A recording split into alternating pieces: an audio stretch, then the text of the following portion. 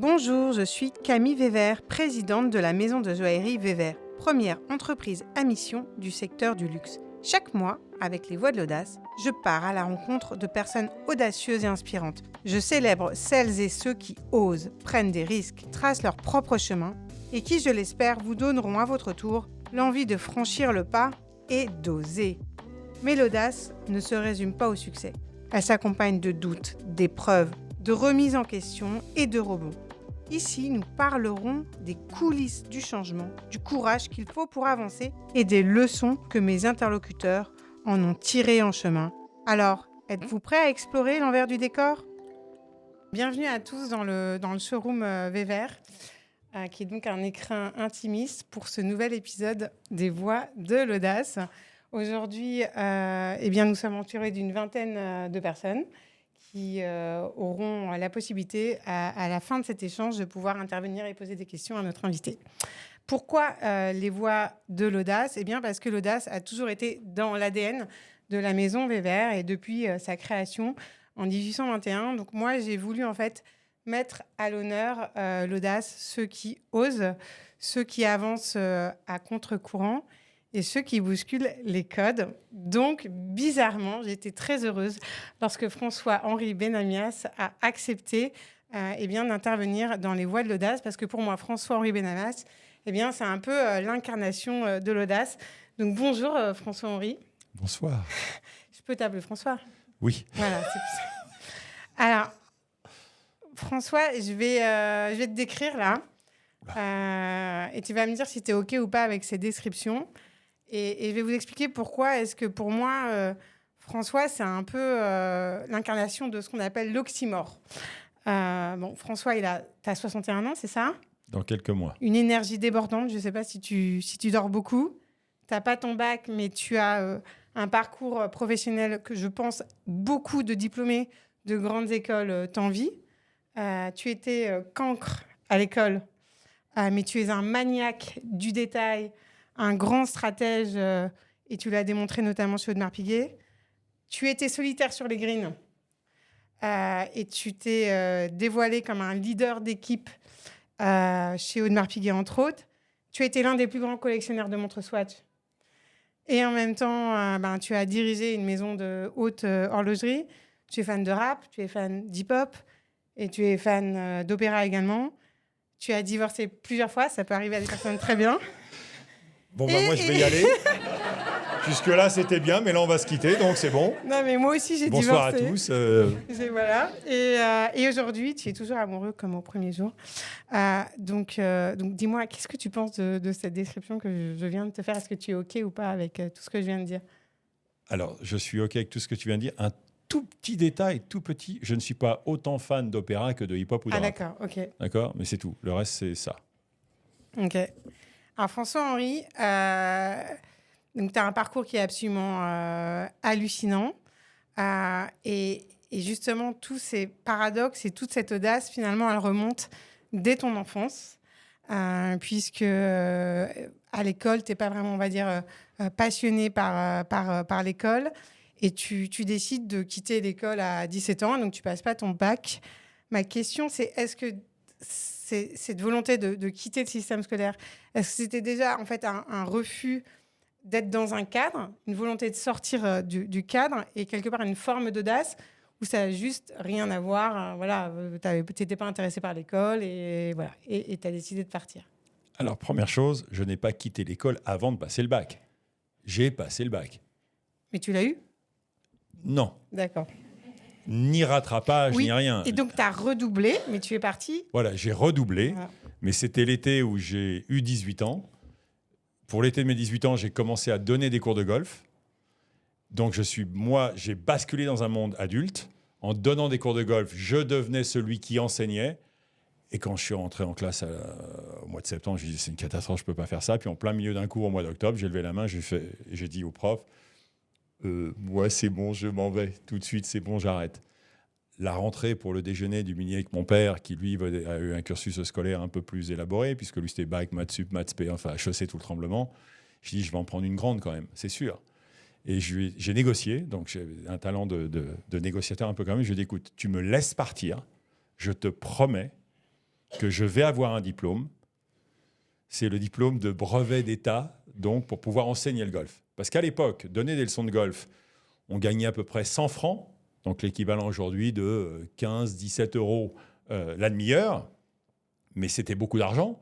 Donc 200 francs de l'heure, donc c'était quand même des gros... Et j'arrivais à gagner quand même par mois quasiment ce que gagnait mon père en fin de carrière en étant directeur commercial du groupe Galeries Lafayette Monoprix Inno-France.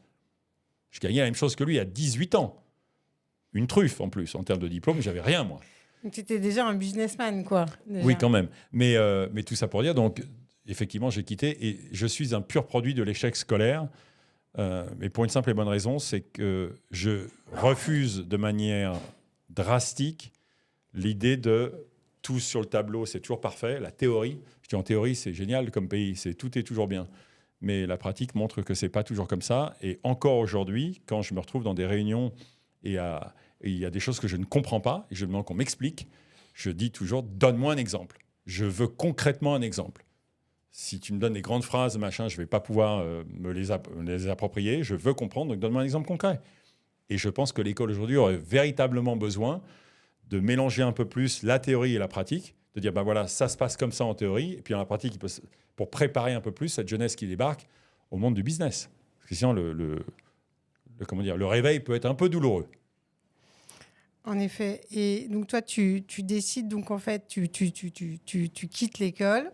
Au début, tu es prof de golf. Et puis, tout d'un coup, tu as un objectif qui est de devenir champion de golf. Ah, moi, je veux être numéro 1 mondial. Et numéro 1 mondial. Oui. Et là, qu'est-ce que tu dis? Qu'est-ce que tu fais? Tu travailles comme un acharné? Ah bah, c'est 10 heures de golf par jour. Et donc, c'est de quel âge à quel âge? Tu commences à 17 ans? Non, je commence à jouer au golf à 13 ans. 13 ans. Je déteste ce sport. Ouais. À 13 ans, je le déteste. Tu détestes. Bah et oui, pourquoi tu commences le golf alors si parce tu que détestes? mes parents jouent au golf et qu'ils m'emmènent de force. D'accord, ok. Mais je déteste ce sport. Pourquoi? On peut pas gueuler. Faut être super poli. Faut être habillé toujours de la même façon. Enfin, c'est une horreur. Mais tu gueules jamais, toi. Si, un peu quand même. Et puis à l'âge de 15 ans, en vacances en Espagne, je vois une compétition. C'est les championnats d'Europe junior par équipe qui se déroulent sur le golf sur lequel on est.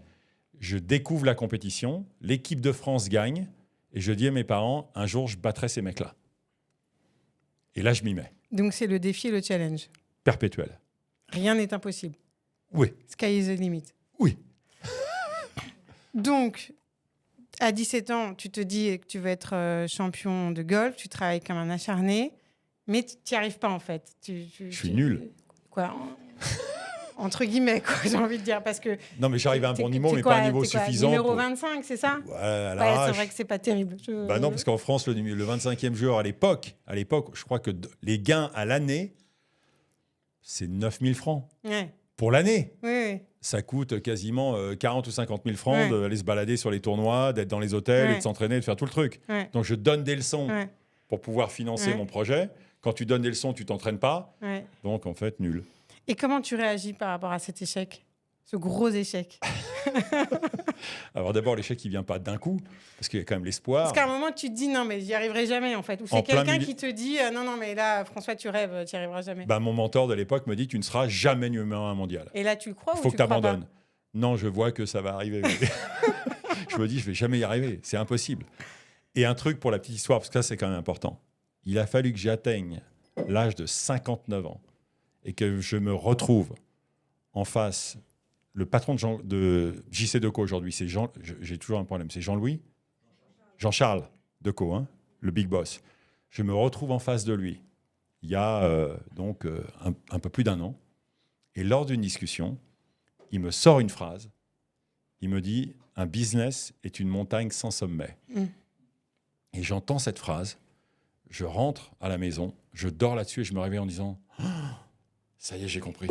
J'ai compris pourquoi j'ai raté le golf, pourquoi j'ai failli rater le permis de conduire, pourquoi j'ai raté toutes les choses qui avaient des échéances. Et en fait, c'est exactement ça. Parce que dans mon caractère, je me projette toujours super loin en permanence. Ça veut dire quoi? Pour les gens qui jouent un peu au golf et pour comprendre, si jamais je tape une balle et qu'elle va dans la forêt ou un truc comme ça, je suis en train de me dire, donc ce trou-là, je ne vais pas faire le bon score. Si je ne fais pas le bon score sur ce trou-là, donc le trou d'après, il faut que je me mette la pression, il faut que je fasse encore un meilleur score. Mais donc c'est parti, je suis parti pour faire tel score à la fin.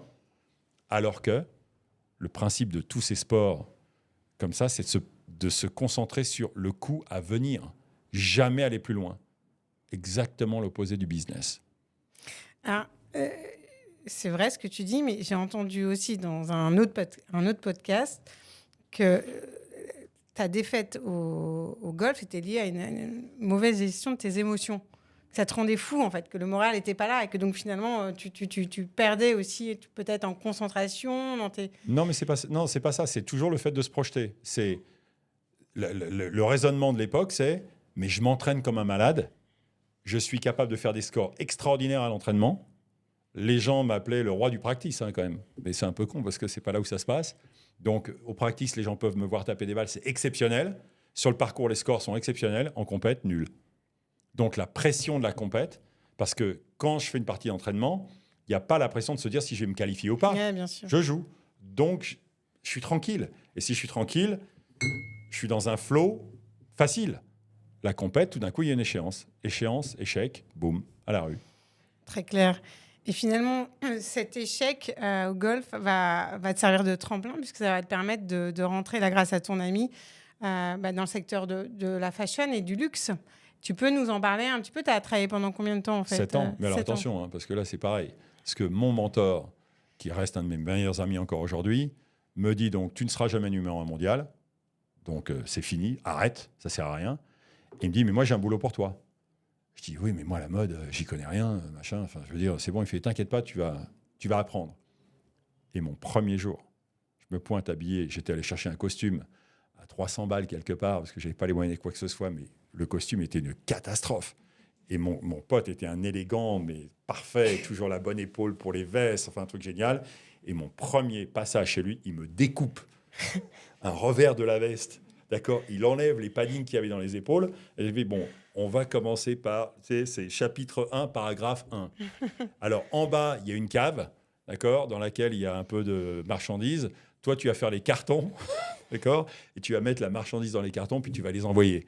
C'est mon premier jour dans la mode, quand même. Donc, je n'ai pas débarqué façon, ça y est, Giorgio Armani, Gianfranco Ferré. Non, pas du tout. Ouh là là. On a fait des cartons. Ensuite, il m'a fait vendre des cravates réversibles. Avec attention, et le pitch de la vente, c'était, c'est génial, parce qu'on portait tous des cravates à l'époque. Tu vois, tu te tâches, tac, hop, tu la tournes. Génial, la cravate réversible.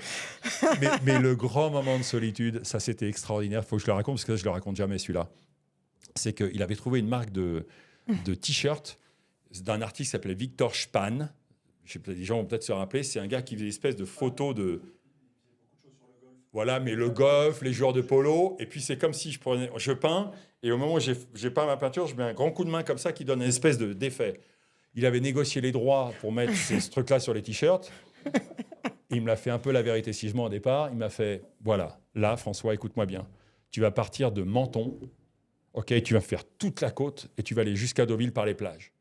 Tu dois en vendre 300 000. 300 000 t-shirts. Et moi, j'étais, c'est génial et tout, ça va être parfait. Une voiture pourrie, on part à deux comme ça sur le truc. On fait première ville. Puis alors, il nous a dit, vous me vendez ça dans les boutiques de luxe, hein? Ok, d'accord, chef, on dit, bon, on y va. Première boutique, on se fait jeter. Deuxième boutique, on se fait jeter. Troisième boutique, on se fait jeter. Puis on s'aperçoit que ça rentrera jamais dans les boutiques de luxe. On finit par vendre dans les La Hutte, Sport 2000, des trucs comme ça. Mais une mémoire extraordinaire. On arrive dans une boutique de sport, je ne sais plus sur quelle ville de bord de plage. Et puis on arrive, le magasin est plein. Et le gars dit, ouais, je vais vous recevoir, mais il faut attendre un petit peu. Un monde. Et derrière le comptoir, il y a toutes des vitrines ouvertes avec des coupes. Des coupes pour tous les sports. Et sur le comptoir, sur une coupe, il y a un ballon. Et nous, on dit, on va attendre. On va s'amuser avec le ballon. Long story short, on s'amuse avec le ballon, on commence à faire des jonglettes, le ballon part derrière sur toute la vitrine qui s'écroule dans le truc, dans un fracas monumental. Donc tout se casse, tout ce truc. Pour finir, quand on a fait la tournée, on a dû vendre 1422 t-shirts pour un truc comme ça, les 300 000, et c'était mes débuts dans la mode. Mémorable. Mémorable. Ah, génial. Comment est-ce que tu rentres chez Audemars Piguet? C'est justement à cette époque, tu rencontres quelqu'un qui travaille là-bas. Comment est-ce que tu fais le pont? Complètement par hasard. J'ai ma première ex-épouse qui était... Parce que tu as combien d'ex-épouses? 2. Ça va. qui était ex-hôtesse d'accueil, qui était hôtesse d'accueil à ce moment-là, et qui avait encadré un voyage pour Breitling, France, au Brésil. Et à la fin de ce voyage pour Breitling, le patron de Breitling de l'époque lui offre une montre, pour la remercier, une montre sur cuir. Et on doit partir en vacances à Saint-Barth. Et une semaine avant qu'on parte en vacances, le bracelet de la montre se déchire. Elle me dit, il faut trouver un bracelet. Et moi, elle n'a plus de contact avec lui. Et moi, à l'époque, donc j'étais monté en grade dans la société, j'étais devenu directeur commercial de la boîte quand même. Et chaque fin de saison, on vendait nos collections à des amis. Et dans les amis, il y avait le patron de Camille Fournet, boîte de cuir, machin, qui vendait. Donc je l'appelle et je lui dis, écoute, j'ai le cuir de la montre Breitling, machin, qui s'est déchiré. Il me dit, OK, pas de problème. Et écoutez bien comment la vie est faite. On est jeudi. Il me dit, tu viens demain. Tu ne peux pas venir après 16h parce que sinon, mes gars seront loin. Je me pointe à 16h01 ou 2. Le rideau est tombé. Il m'attend devant la boutique. Il me dit, voilà ton bracelet. Moi, j'ai la montre. Tu pars à Saint-Barth. Tu trouves un détaillant, machin, truc. Il va mettre le bracelet sur la montre. On part. On arrive à Saint-Barth. On s'arrête devant le premier magasin de montres. Et dans la voiture, on s'engueule pour savoir qui va aller faire mettre le bracelet sur la montre. Et moi, je n'y connais rien. Donc, je lui dis, mais écoute, moi, je t'ai eu le bracelet, tu te débrouilles, tu rentres dans la boutique. Ah, je suis timide, je ne veux pas y aller. Je dis, mais vas-y, sans déconner, moi, c'est bon, j'ai fait le boulot, toi, tu rentres dans la boutique. Et au moment où elle rentre dans la boutique, le patron de Breitling était là en vacances. Il lui saute dessus, sympa, machin, hein. Elle m'appelle, on se présente et on passe les vacances ensemble. Et derrière, on est potes pendant 6 mois à Paris. Et puis, il prend de Marpiguet, 6 mois après, et il me dit un soir, quand on est chez lui, je viens de prendre de Marpiguet, j'ai personne pour s'en occuper, est-ce que ça t'intéresse ? Mais ça veut dire quoi ? Ça veut dire que si c'est moi qui rentre dans la boutique à Saint-Barth, le mec ne me calcule pas, je mets le bracelet sur la montre et je ne travaille jamais chez Audemars Piguet. Génial. Donc c'est quand même ça l'histoire. Donc tu rentres chez Audemars, t'as 30 ans, c'est ça ? Exactement. En 1994. Et là, tu as quoi comme poste alors ? Directeur des ventes en France. Alors, il faut savoir que directeur des ventes en France pour Audemars Piguet en 1994, c'est représentant de commerce, VIPM multicarte, la valise, les montres dans la valise. Et puis, on prie pour vendre une montre ou deux par semaine. Que les détaillants de l'époque ne nous payent jamais, parce qu'ils n'ont pas les moyens, que les marques, elles est discountées dans tous les sens, et que c'est la marque, elle n'existe pas. Donc, mais c'est vraiment les débuts un hardcore. Gros boulot. Et alors, justement, tu vas gravir tous les échelons jusqu'en 2012, où là, tu atteins le Graal, puisque tu n'as même pas 50 ans quand tu deviens CEO, c'est ça ? Tu as 48 ans, un truc comme ça ? À peu près. Est-ce que tu peux nous expliquer un peu les grandes étapes de ton ascension ? Parce que je trouve ça super intéressant. En fait, à chaque fois, tu commences au bas de l'échelle et puis à chaque fois, tu gravis des échelons. Sauf que là, tu commences directeur de vente, en effet, et tu atterris ici chez Audemars Piguet. Comment est-ce que tu en es arrivé là ? Et explique-nous un peu si pour en arriver là, justement, tu as dû casser les codes, réinventer, justement, tu vois... peut-être des choses, que ce soit au niveau de la distribution, que ce soit au niveau des différentes collaborations que tu as pu faire, etc. Ce qui explique que finalement, à la fin, en 2012, c'est toi le CEO. Alors, il faut savoir une chose, c'est que quand je rentre chez Audemars Piguet, je ne connais même pas la marque. Quand il m'engage, moi, quand il m'en parle la première fois, je ne connais pas cette marque. Il faut savoir une chose, c'est que mon mentor de l'époque, quand je lui parle d'Audemars Piguet, parce que lui, il aime bien les montres, il me fait... Ouais, non, mais c'est nul comme marque. Il n'y a rien, machin et tout. C'est comme ça quand même. Il dit, t'es sûr que tu veux faire ça ? Je dis, ouais, quand même, ça me branche de changer un peu de monde. Mais à la seconde où je rentre, et ça, c'est ma façon de travailler, d'abord, on apprend tout. Et plus je maîtrise le travail et la compréhension du business, plus je peux m'en éloigner aussi et faire des choses qui ne sont pas faites. Typiquement, un des premiers événements que j'ai fait pour Audemars Piguet en France, donc à l'époque, je dis Audemars Piguet, c'est insignifiant, hein. C'est qu'il y a une fondation pour l'environnement qui a été créée par Jasmine Audemars en 1992. Donc moi, je débarque en 1994, 2 ans après la création de la fondation. Donc l'environnement devient important. Et moi, je me dis, on a la maison Dubaï, qui existe encore aujourd'hui, Place Vendôme, à qui j'avais réussi à vendre 4 montres et demie. Je vais faire un événement, on va mettre une forêt de chênes, parce que le chêne, c'est le royaume, on va mettre une forêt de chênes sur la Place Vendôme. Pierre Dubaï, que tu connais aussi, me dit, François, une forêt de chênes sur la Place Vendôme, on va se calmer. On va prendre un chêne. Et donc, on a mis un chêne sur la Place Vendôme, dans un bel octogone, machin et tout, et on a fait faire des bonsaïs qu'on a donné à tous les clients ce soir-là qui étaient venus à l'événement. Tous les bonsaïs sont morts très très vite parce que les gens ne savaient pas que s'occuper des bonsaïs sur le truc, mais c'était mon idée de dire on va déjà faire des choses qui sortent un peu de l'ordinaire. Et puis en 1995, on lance une nouvelle marque qui s'appelle la Millenary. Et sur le lancement de la Millenary, je dis on va faire un dîner, mais au lieu d'avoir un chef 3 étoiles, pour moi c'était déjà trop bidon, on va en mettre 5 dans la même cuisine. Quand je parle de mettre 5 chefs 3 étoiles dans la même cuisine, les gens me disent c'était un grand malade parce qu'ils vont se taper dessus. Je dis mais non, on va quand même essayer. Et on met 5 chefs 3 étoiles pour faire un dîner qui était d'une réplique un peu édulcorée du dîner qui s'appelait le dîner des 3 empereurs, qui était un dîner qui avait lieu à la Tour d'Argent à l'époque. Mais on a mis 5 chefs 3 étoiles et qu'on fait un dîner sublime. Pour la petite histoire, le budget de l'événement pour le lancement, un peu élevé par rapport à ce qu'on allait faire en vente, je prends un courrier de la Suisse, pas de la France, qui me dit tu ne referas pas ça 2 fois. Mais justement, c'est un peu ça mon point, c'est que pour être audacieux, il faut être un peu riche alors. Parce que ça coûte de l'argent tout ça. Non, parce qu'on ne les avait pas les ronds, mais on les a dépensés. Ouais. Et donc quelque part, tu l'as trouvé quand même. Oui, mais le courrier que j'ai pris, je l'ai gardé en souvenir, parce qu'il était très menaçant. C'était il n'y aura pas 2 fois. Sauf qu'il y a eu finalement ensuite Plein de fois. Oui. Exactement. Quand on regarde juste les chiffres, tu vois, d'Audemars Piguet, c'est hallucinant parce que tu es arrivé en 2012, donc ça faisait 670 millions d'euros de francs suisses, donc à peu près 680 millions d'euros de francs suisses. C'est à peu près 680 millions d'euros. Ah oui, parce que là, il y a écrit euros et francs suisses. Non, alors je t'explique, c'était 540 millions de francs suisses. Voilà. 540 millions, ok. Oui. En 2020, ça fait 1,2 milliard de francs suisses. Et l'explosion vraiment, c'est entre 2020 et 2023, puisque tu passes de 1,2 milliard à 2,3 milliards de francs suisses. À côté de ça, tu as un réseau de distribution qui est divisé par 4, puisque tu passes de quasi 400 points de vente à moins de 100 points de vente. Donc, ça va te permettre d'internaliser toute la marge du wholesale et donc de développer ton chiffre d'affaires direct. Et puis, tu as le prix moyen des ventes unitaires des montres qui également explose et qui fait x2, plus de x2. Non, pas x2. J'avais 20 000 francs suisses en 2012 à 45 000 non, c'était plus que ça. C'est genre, ah d'accord, mais c'est genre, t'es quasiment fois 1,5, quoi, ça augmente. Oui. Oui. C'est ça. Donc en gros, tu as totalement transformé la stratégie d'Audemars Piguet, parce que tu l'as, changé sur le produit, on va en parler après au niveau des collaborations, sur la désirabilité de la marque, sur la distribution, puisque tu t'es beaucoup plus, pour le coup, focalisé sur le retail et tu as rationalisé complètement ton point de vente.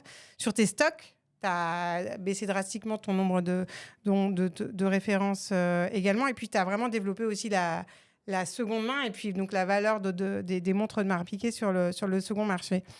Donc, c'est juste hallucinant, quoi, parce que tu as un côté très commercial, mais pas du tout que commercial. Tu es un fin stratège et tu es aussi un grand financier.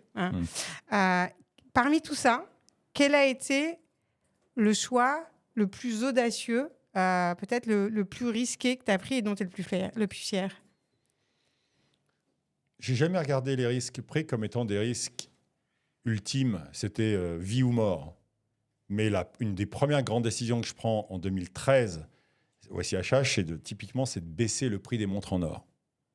Et alors là, c'est scandale. Parce que les codes du luxe interdisent de baisser les prix. Ça n'existe pas. On ne peut pas se permettre de faire un truc comme ça. Mais il y avait une raison derrière. C'est qu'en fait, on avait un cycle à l'époque de nouveautés super court. Parce qu'on amenait une nouveauté en montre en or. Ensuite, elle arrivait. Puis elle ne se désirait plus parce que c'était quand même assez cher. Donc, elle devait être discountée. Si elle était discountée, les gens n'en voulaient plus. Donc, s'ils n'en voulaient plus, il fallait relancer un nouveau modèle. Donc, des coûts en plus énormes. Je dis, mais c'est catastrophique, parce que la montre, elle n'est pas illégitime. Et donc, on a essayé de baisser les prix des montres en or. Alors, pour ça, il y a une histoire. C'est toujours pareil. Ça part de quelque chose. À un moment, je dis, allez me chercher ça, je peux le dire maintenant, de toute façon. Je peux aller me chercher une Rolex Daytona en or, dans une boutique. Donc, on l'achète. On prend notre Royal Oak en or. Et puis ensuite, on regarde. Puis on démonte tout. Puis on analyse tout. Puis on dit, voilà. Alors, il faut savoir qu'à l'époque, je vais simplifier au maximum, mais pour dire, imaginons qu'une Rolex en acier, ça soit 10 000. D'accord? Et qu'une Royal Oak Audemars Piguet Chrono, ça soit 20 000. Les 10 000 d'écart, je peux les justifier tous les jours. Le mouvement, les finitions, l'exclusivité, les 10 000, je les justifie sans problème. Maintenant, je prends la même montre en or. Rolex 35, Audemars Piguet 70. Alors, la seule raison qui pourrait faire qu'il n'y ait pas 10 000, mais 35, c'est qu'il y a un écart sur le poids de l'or. Parce que sinon, c'est le même mouvement qui est dedans. Donc tout d'un coup, c'est 35 000 d'écart et pas 10 000. Donc on a pesé les montres. La Daytona, 201 grammes, la Audemars Piguet, 202 grammes. Et comment tu as géré ça vis-à-vis des clients qui avaient acheté les montres Audemars Piguet au prix fort? Quand on prend des décisions comme ça, d'abord, ce n'est pas des décisions qui se prennent le lundi et qui s'appliquent le mardi. Ça se prévoit. Et avant l'annonce, on avait prévenu tous les clients qui avaient acheté des produits en leur disant « Vous avez un crédit ouvert de la différence dans nos magasins. » Donc, clean. Et c'est passé non seulement comme une lettre à la poste, alors scandale pendant le SIHH. Hein, ça t'a boosté tes ventes, parce qu'après ils ont racheté. On a triplé les ventes. Voilà. On a triplé les ventes en moins de 2 ans. Alors justement, en tout cas, tes ventes, elles explosent en effet entre 2020 et 2023. On est à plus 25% par an. Et c'est aussi en lien et en corrélation, en tout cas, avec toutes les collabs que tu fais et que tu commences à lancer. Donc, tu as Travis Scott, tu as Marvel, tu as Jay-Z. Est-ce que tu peux nous expliquer un peu déjà comment est-ce que tu as eu ces idées de collaboration? Pour le coup, là, tu bousculais vraiment les codes parce que faire une collab avec Marvel ou avec Jay-Z, il n'y en a pas beaucoup, en tout cas, qui ont eu cette idée dans la haute horlogerie. Comment tu as fait passer ça en board?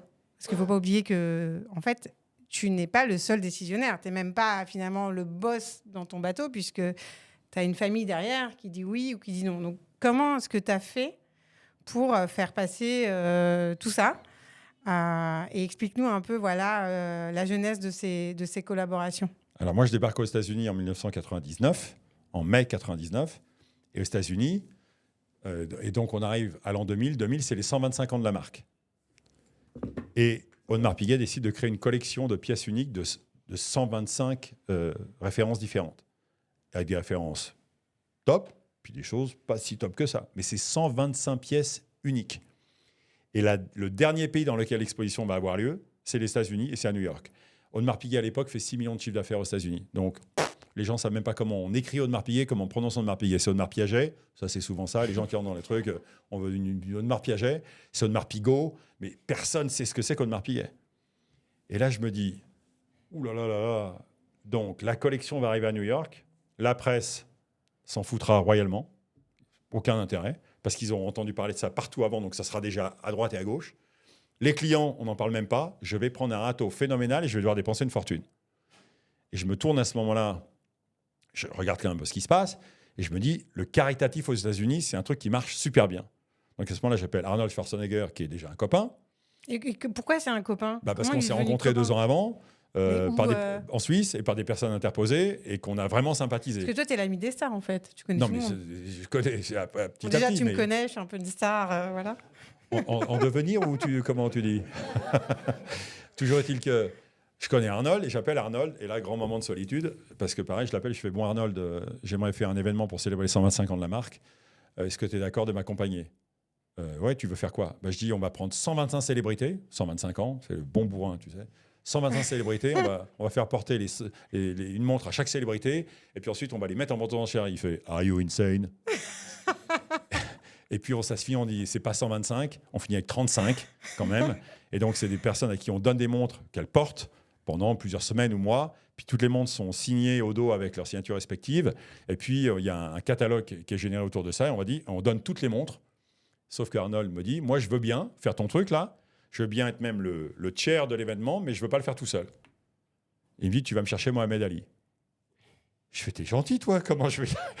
Je débarque, moi, je suis aux États-Unis, comment je vais t'amener Mohamed Ali? Fait, tu te débrouilles, et ce n'est pas le bon mot, tu me ramènes Mohamed Ali. Si tu me trouves Mohamed Ali, on fait le truc ensemble et je te fais l'événement. J'aime les challenges, je vais décrocher Mohamed Ali. Rencontre extraordinaire, entre parenthèses, extraordinaire. Et donc, Mohamed Ali accepte, et donc maintenant, j'ai Arnold Schwarzenegger et Mohamed Ali qui acceptent de parrainer l'événement d'Audemars Piguet pour les 125 ans de la marque. Alors là, déjà, il y a un grand changement. Tout d'un coup, c'est Sharon Stone, Billy Crystal, Mariah Carey, Sophia Loren, et on chope un paquet de célébrités qui veulent participer maintenant à l'événement. Et l'événement, c'est un carton. On a 100 télévisions. Alors, pour la petite histoire, les 100 télévisions qui relatent et qui parlent de l'événement continuent. Audemars Piaget, Audemars Piguet, Peugeot, Pajot. Ça part dans tous les sens, mais ce n'est pas grave. C'est le début. Et quand on a ça, ça y est. Maintenant, Audemars Piguet existe. C'est sur la carte.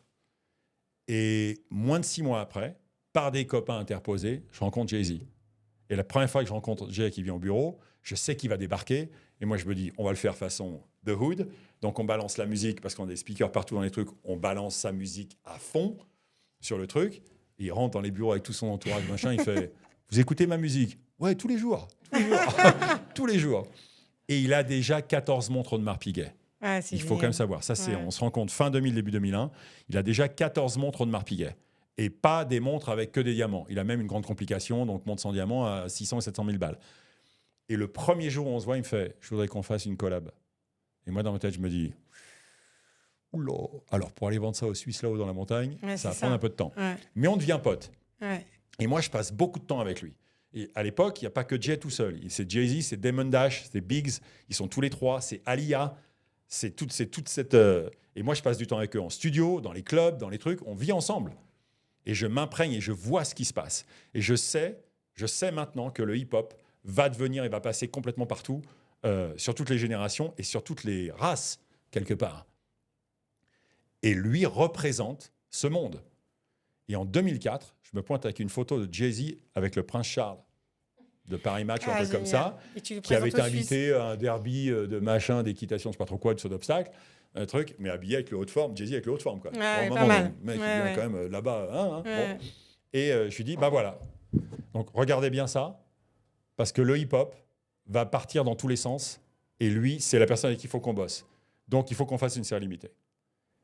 Et j'obtiens un accord, à l'époque, mais ils me disent, OK, 2 conditions. 1, c'est que pour les États-Unis, et 2, on n'en fait pas trop. Et donc, on fait 100 montres. Mais l'idée, parce qu'il est à son 10e album, sa histoire vraie, et moi, mon idée de départ, c'est de faire un truc de barge. Je dis, on va prendre chaque montre, on prend un titre de chanson par montre, on grave le titre de la chanson à l'arrière de la montre, et ensuite, dans l'écrin, on fait un truc façon parchemin, donc du XVIIe siècle. C'est tout écrit avec le stylo plume, la plume, le truc. Et donc, les paroles, la musique, signée par Jay. Donc, chaque pièce devient unique par défaut. Sauf que il y a beaucoup de titres de chansons dans lesquels il y a des mots qu'on ne peut pas graver sur une montre de Marc Piguet. Donc, ça ne marche pas. On se dit, bah non, c'est mort, on ne peut pas faire ça. Et là, il me vient une autre idée. Pour les gens qui se rappellent de cette époque, il n'y en a pas beaucoup, vu les jeunes âges, mais il y avait un truc qui s'appelait l'iPod à un moment. Et Apple avait fait un deal avec U2 pour faire un iPod. Et l'iPod, il était noir et rouge. Et moi, je me dis, ils ont fait un deal avec U2. Je leur amène Jay. J'appelle Apple. Bonjour, monsieur Apple. Est-ce que vous serez d'accord pour nous faire des iPods pour la carrière de Jay, les 10 ans, machin, mais tous ces albums dans le truc. Il fait, hors de question. OK. On va se débrouiller. Donc, on achète quand même les iPods et c'est nous qui les transformons. Donc, le truc de voyou, d'aftermarket. Et on fait des couleurs spécifiques pour les 3 couleurs de montre, puisqu'il y avait acier, or et platine. On met les iPods, il y a une quote de Jay à l'arrière de l'iPod. On a tous ces albums qui sont sur les iPods. On lance la montre, conférence de presse 9h du matin à New York. Jay se pointe à 8h45, parfaitement à l'heure, tous les nickel, on lance. Et là, c'est carton. Mais quand je dis carton, c'est carton. Ça, c'est en 2005. Il faut savoir qu'en 2005, personne du monde du luxe n'a encore pris le risque de s'associer non seulement avec le monde du hip-hop, mais avec quelqu'un de couleur. Là, c'est un changement radical. Et cette étape-là va ouvrir un chemin monumental vers une jeunesse, vers le monde du sport, vers le monde de l'entertainment. C'est pas seulement la musique, c'est les séries télé, c'est les films, c'est tout ce qui se passe. Et ça débarque et ça part de là. Avant, on est encore très sage. Et à partir de là, finalement, tu vas faire quasiment des collaborations tous les ans, en fait. Alors, pas tous les ans, mais beaucoup. Parce que je sais aussi que c'est pas parce que nous sommes une marque de haute horlogerie qu'on doit s'interdire de faire des choses qui va parler aux jeunes, qui va parler à un monde. On doit s'ouvrir complètement. On doit pas être Moi, j'aime pas le côté ostentatoire du monde du luxe. J'ai jamais aimé ça. J'ai toujours aimé le fait de dire oui, on fait des produits extraordinaires, mais venez regarder ce qu'on fait. Ça doit être très bien. On doit être bienveillant par rapport à ça.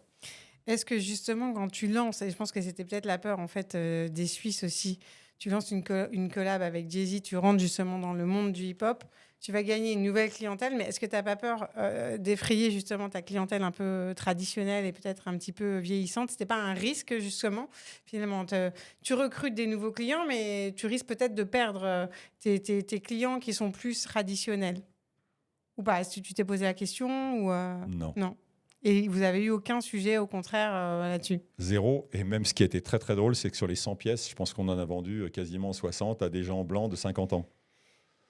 Et à partir de quand est-ce que la cote d'Audemars Piguet explose sur le marché secondaire aussi? Oh, ça, c'est beaucoup plus tard. On va dire que c'est à partir de 2015-2016, pas avant.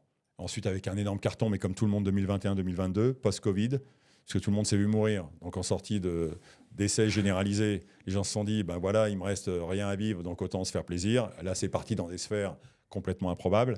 Mais on a commencé à avoir des vrais scores en vente aux enchères, sur les montres anciennes et trucs comme ça, à partir de 2015-2016. Ta collab avec Marvel, c'est aussi... Alors ça, elle démarre par un échec. C'est marrant parce que moi, je veux déjà bosser avec Marvel en 2013. Et puis on va chez Marvel à New York, parce qu'ils sont à New York et ils sont à Los Angeles, et on se fait jeter. Parce qu'à l'époque, il y a Iron Man qui a lancé donc, leur film, et le héros porte une gégère dans la première version. Et je me dis, on est quand même bien, quoi. On va y arriver avec Audemars Piguet. Et on part, les mecs ne nous calculent pas. C'est au revoir, merci, loin. Chut, ils ne nous veulent pas. Et il faut que... À l'époque, on est sponsor sur le tapis rouge des Tony Awards. Les Tony Awards, c'est l'équivalent des Molières ici en France. Donc, ça célèbre tout ce qui se passe à Broadway, que ce soit théâtre ou musicals. Et sur le tapis rouge, donc il y a les célébrités qui défilent pour prendre des photos. Et il y a donc... je suis en train d'oublier son nom, je suis grave. Toujours dit que je le vois sur le truc, et il porte une Patek au poignet. Et je lui dis, c'est sympa ta montre. Maintenant, il faudrait que tu joues un peu chez les grands. Et il me dit, t'as qu'à me dire ce qu'on fait. Je dis, tu viens me voir demain au bureau. Puis on va régler ça tout de suite. Et on devient potes. Et donc, lui, il se met aussi à porter Audemars Piguet. Puis on l'accompagne dans des séries télé. Et puis, un jour, mais pareil, complètement improbable, parce qu'on se parle une fois à ce moment-là, tous les 3-4 mois, ou un truc comme ça. On n'est pas meilleurs potes. On se parle tous les 3-4 mois. Puis à un moment, je reçois un message. Il me fait, t'es où? Je fais, je suis en Espagne. OK. Mais je suis demain à Paris. Il me fait, je suis à Paris. Mais t'es où? À la réserve. On arrive à la réserve. On se voit. Oui, on se voit. Et donc, on se retrouve avec les fiancés, machin. Lui, c'est son épouse. Et puis, on dîne ensemble le lendemain, donc à la réserve. Et je lui dis, tu sais, il y a un truc qui est incroyable. J'ai essayé de bosser avec Marvel. En 2013, on n'a jamais réussi à décrocher. C'est quand même con parce que je pense qu'on pourrait faire des choses assez extraordinaires. Bouge pas. Hop. Il appelle le CEO de Marvel devant moi. Et puis, 2 semaines après, on est dans les studios de Marvel à Los Angeles. Et c'est comme ça que ça part. Et on fait le deal. Passionnant. Alors, on va parler maintenant de gouvernance. Ah bon? Comment ça s'est passé? Obligé? Non, mais en fait, c'est vrai que toi, tu es un vrai entrepreneur dans l'âme, et tu nous parleras après de tes projets. On va laisser un petit peu de temps pour ça. Et en fait, tout ce que tu nous expliques, en fait, c'est de l'intrapreneuriat, ce que tu as fait. Tu as toujours tout créé from scratch, tu as cassé des codes. Comment ça s'est passé, en fait, avec la famille, notamment en board? Parce que ça doit être compliqué quand même d'avoir toutes ces idées foisonnantes, mais finalement de ne pas être décisionnaire. Est-ce que la famille t'a toujours suivi ou pas? Est-ce qu'ils t'ont déjà, clairement pas suivi, fait des no-go sur, pour toi, des décisions qui, pour toi, étaient également stratégiques? Est-ce que tu as été frustré ou pas par rapport à ça? Mais c'est évident. Mais c'est évident dans les deux sens. J'ai dû, moi, leur faire dormir des fois des nuits un peu difficiles avec ce que j'avais. Jasmine Audemars, avec qui je suis dans une relation extraordinaire, appelait ça, décrivait mes histoires et mes innovations comme mes fulgurances. C'est François et ses fulgurances. Donc elle se moquait un peu, mais on a toujours eu cette entente. Et je dois reconnaître qu'il y a un truc qui a été extraordinaire avec elle, c'est quand c'est un sujet qu'elle ne maîtrisait pas plus que ça, on rentrait dans la discussion, mais c'était très fair dans la décision. Il n'y avait pas de réaction purement sur l'émotion. Donc on construisait. Est-ce que j'ai pu faire tout ce que je voulais faire? Non. Mais est-ce que j'ai pu faire beaucoup? Oui. Et à la fin, dans une organisation, dans la construction d'une marque, ça fait partie des choses. C'est pas tout passe non plus. Et puis il y a peut-être des trucs que j'aurais fait, je me serais véritablement planté. Et c'est bien qu'ils aient arrêté. Donc, à l'arrivée, de toute façon, quand je regarde la carrière et les 11 ans, je ne peux être que content. Je ne peux être que content, pas je ne peux être que content. Et à tes yeux, c'est quoi être un bon CEO, un bon leader? Alors d'abord, c'est quelqu'un qui s'entoure de gens qui sont potentiellement aussi bien meilleurs que lui dans les catégories. Il faut savoir une chose, je n'ai pas de spécialité dans ma façon de fonctionner. Je ne suis pas horloger. La première fois, ils ont essayé, quand j'ai été rejoindre mes horlogers, qui mettaient les index sur les cadrans, chez Audemars Piguet, ils ont essayé de me faire mettre des index sur les cadrans. Je dis, bah vas-y, je bosse. Donc j'ai mis la blouse, j'ai pris la Bruxelles, j'ai pris la loupe. Il n'y a jamais un index qui a vu un cadran. Il faut savoir que les index sur les cadrans des Royalo qui sont en or, donc après avoir 17 index dans la nature qui se baladaient, on fait, bon, toi, tu repars dans ton bureau, tu nous laisses tranquille, tu touches pas aux montres. Donc, pas de connaissance industrielle, pas de connaissance de l'horlogerie, plus que ça, aucune connaissance IT. Donc, il fallait bien que je m'entoure de gens qui allaient faire le boulot. Et donc, il faut être humble aussi. Ah bah complètement, par rapport à ça, oui. Donc en fait, tu t'expliques que pour être un bon CEO, il faut t'entourer de personnes qui sont meilleures que toi et qui en effet sont spécialisées dans certains domaines. Donc le recrutement est clé. Comment est-ce que toi tu recrutes les gens et est-ce que tu vas regarder quand même les études comme critère ou pas? Alors, super bonne question. Il faut savoir une chose, c'est que dans une organisation comme celle d'AP, mais dans beaucoup de boîtes, les exécutifs, donc les plus hauts postes de la société, ne sont pas choisis que par le CEO. Donc c'est un échange, et surtout sur une boîte familiale, board CEO. Donc il y a un travail d'approche, et ensuite la décision va se prendre de manière collégiale, obligatoire. Et c'est dans ces cas de figure-là que oui, je dois regarder les CV en y prêtant un peu plus attention. Ce qui m'a fait commettre des erreurs d'ailleurs. Mais oui, c'est impératif de regarder à ce moment-là le CV. Alors que la plupart du temps, sur les jobs qui sont en dessous, je vais prendre beaucoup plus de temps à m'inspirer de la connexion que j'ai avec la personne. En général, mes interviews sont connues pour être très hors limite. Je pose beaucoup de questions qui n'ont rien à voir avec le boulot parce que je m'intéresse à la personne pour ce qu'elle est. Parce que je pars du principe que si elle débarque pour un poste donné, bah, la légitimité, elle l'a. Et donc ensuite, ce n'est pas sa légitimité technique qui m'intéresse, c'est sa légitimité humaine. Comment cette personne va se mettre dans le groupe. Parce qu'il faut savoir une chose, c'est que, et on le voit sur certaines équipes de sport, en particulier une équipe à Paris, que je ne nommerai pas, mais qui pourrait s'en sortir éventuellement pour la première fois demain. Mais c'est pas... Une équipe à succès n'est pas un assemblage d'énormes talents et juste des talents. Je préfère des fois avoir un peine moins de talent et plus d'esprit de communauté. Parce que sinon, ça peut très très vite faire exploser les groupes. Et d'ailleurs, j'ai pris une grande claque en 2022. On en parlera après. Qu'est-ce qui est le plus difficile justement quand tu diriges une boîte comme ça, comme Audemars Piguet? Qu'est-ce qui était le plus compliqué pour toi? Créer, et c'est pas créer, c'est...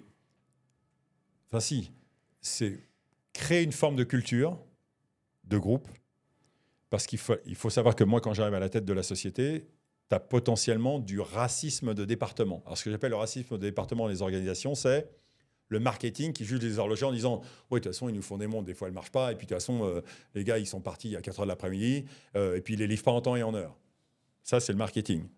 Les horlogers qui jouent le marketing. Alors, les gens du marketing sont bien sympas, mais eux, ils savent boire que des coupes de champagne, descendre dans des hôtels 5 étoiles, et en fait, ils foutent rien.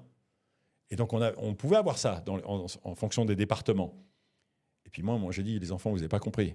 Vous portez tous un seul maillot. Hein. Sur le maillot, il y a marqué Audemars Piguet. Donc, il va bien falloir commencer à comprendre comment ça se passe.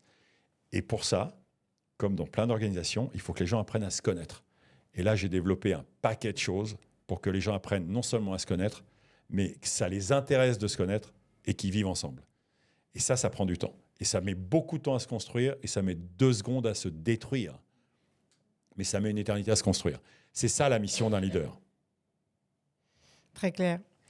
On va parler un peu de ta vie personnelle, si tu es OK, François. Alors déjà, c'est quoi une semaine C'est quoi ta semaine en fait? Tu te couches à quelle heure? Tu te réveilles à quelle heure? Tu voyages tout le temps? Alors je tombe en général vers 10h, 10h30 au plus tard, max. Ah oui? Pliage de Gaulle, loin. Donc tu as un couche tôt? Ah bah oui, parce que je me lève vers 3h30, 4h. 3 heures? 3h30, 4h, ouais. Oui. Et je me lève pas façon difficile. Je me lève façon, bon, on y va. Et Donc quand je t'as descends, des... parce que j'ai une maison sur l'étage, donc je descends, je travaille, je prépare. Et puis quand les heures normales arrivent, moi je suis déjà mais en place grave. Donc ceux qui se pointent un peu façon pas bien dormi, ça leur fait tout drôle. Et c'est vrai que là les personnes qui ne te connaissent pas te découvrent, se disent, bah là, il a une énorme confiance en lui, il est charismatique. Est-ce qu'il a une fêlure, quoi? Est-ce que tu as une fêlure ou pas, François? Une C'est quoi failure. Ouais, est-ce que tu as quelque part une faiblesse en C'est une toi? psychanalyse live que tu veux Ouais. faire vivre aux gens qui nous regardent ou... Non, mais tu vois, pour donner espoir également aux personnes en disant, bah non, en fait, tout le monde a ses limites. Ouh là Tout là le monde là a là. des fêlures. Non, il n'y a pas quelque chose en toi, genre, je sais pas. Non, t'as pas envie d'en parler, Joker?